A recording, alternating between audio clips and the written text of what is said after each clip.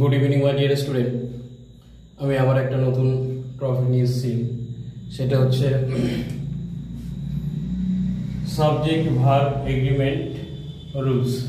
আমি কীভাবে বসাবো সিঙ্গুলার এবং প্লুরালের ক্ষেত্রে সেটাই এনেছি, তোমরা দেখবে। এখানে বলেছে কাউন্টেবল, ঠিক আছে, আনকাউন্টেবল নাউন বলছে সিঙ্গুলার ভার্ব, তাহলে আনকাউন্টেবল নাউন প্লাস হচ্ছে সিঙ্গুলার ভার্ব।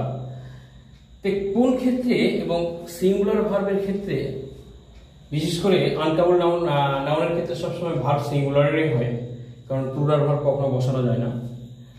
আর যে শব্দ থাকে, বিশেষ করে lots of, some of, half of, a lot of, most of, some of, তারপরে enough, enough of, plenty of, ঠিক আছে, a lots of, not enough, এই শব্দগুলো বিশেষ করে সেই কাউন্টেবল নাউনের ক্ষেত্রে হোক বা আনকাউন্ট নাউনের ক্ষেত্রেই হোক, সেই ক্ষেত্রে সব জায়গায় কিন্তু বিশেষ করে যদি কাউন্টেবল নাউন থাকে, আনকাউন্টেবল নাউন থাকে, তাহলে হচ্ছে অবশ্যই সিঙ্গুলার ভার্ব বসবে।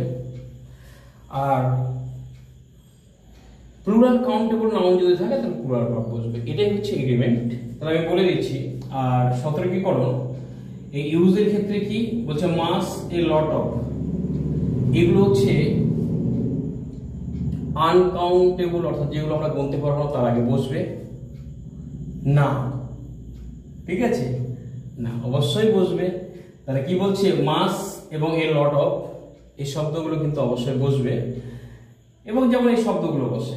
কিন্তু এই নট ইউজ আমরা কোনগুলো ইউজ করবো না, মনে রাখতে হবে মেনি শব্দটা কখনোই আনকাউন্টেবলের পরে আমরা কিন্তু অবশ্যই ইউজ করব না।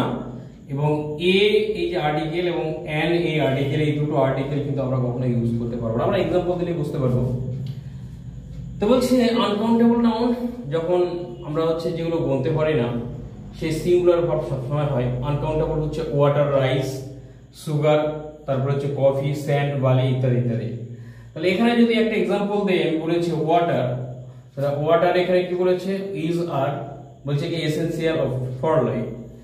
এই যে বলছে জল আমাদের জীবনে একটা হচ্ছে গুরুত্বপূর্ণ বা খুব প্রয়োজনীয় একটা জিনিস, তাহলে অবশ্যই এখানে ওয়াটার, ওয়াটার পরে হচ্ছে অবশ্যই ভার্ব এগ্রিমেন্টের ক্ষেত্রে অবশ্যই কি বসবে, সিঙ্গুলার ফর্ম ইজ বসবে, ঠিক আছে।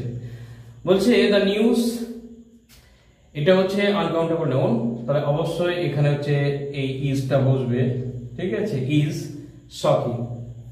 আর এবার মনে রাখতে হবে এই প্লুরাল কাউন্টেবল নাউনের ক্ষেত্রে প্লুরাল ভার্ব বসবে, বিশেষ করে এগুলো সিঙ্গুলারে মিলে গেছে, এগুলো গণনা করা যায়। তারপর হচ্ছে বুক, চেয়ার্স, বাজার্স, তারপর হচ্ছে অ্যাপল, ডগ, কাউ, বল, পার্ক ইত্যাদি, এটা প্লুরাল ফর্মে আছে। তো এইবার দেখা যাচ্ছে বলছে হি বট 3, তাহলে প্লুরাল ফর্ম আছে, ঠিক আছে। তাহলে 3 অবশ্যই সিঙ্গুলার না, প্লুরাল। তাহলে এখানে বুক না, বুকস অবশ্যই এখানে প্লুরাল থাকলে তাহলে হচ্ছে ভার্বটাও কি হবে, প্লুরাল ফর্ম হবে। ওকে, বলছে হি হ্যাজ 2, ঠিক আছে। তো অবশ্যই কি ব্রাদার না ব্রাদার্স, অবশ্যই প্লুরাল ফর্মে হবে, ঠিক আছে, ভার্বটা প্লুরাল ফর্মে হবে, অবশ্যই ব্রাদার হবে এখানে, ঠিক আছে। তাহলে কাউন্টেবল নাউন হচ্ছে প্লুরালের ক্ষেত্রে অবশ্যই কি হবে, ভার্বটা প্লুরাল হবে। দ্য অ্যাপেলস, এটা হচ্ছে মনে রাখতে হবে, হ্যাঁ, এই অ্যাপেলটা হচ্ছে মনে রাখতে হবে কাউন্টেবল নাউন, ঠিক আছে।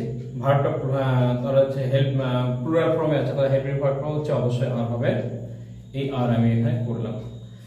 বলছি দেয়ার ড্যাশ ফর, বলছে কি কিডস ইন আওয়ার হোম, তাহলে এখানে 4, এখানে কি বলেছে, অবশ্যই কি অবশ্যই এখানে যে প্লুরাল ফর্মে আছে, তাহলে মনে রাখতে হবে প্লুরাল হচ্ছে কাউন্টেবল নাউন, তারপরে ভার্বটা কি হবে, অবশ্যই আমি আর বসাবো। আমরা প্রত্যেকটাই এভাবেই বসাবো, প্রত্যেকটা রাইট হবে, এটাই হচ্ছে ব্যাপার। Thank you watching for video, ঠিক আছে। লাইক এবং সাবস্ক্রাইব করবে তোমরা আমাদের চ্যানেলটা, ঠিক আছে।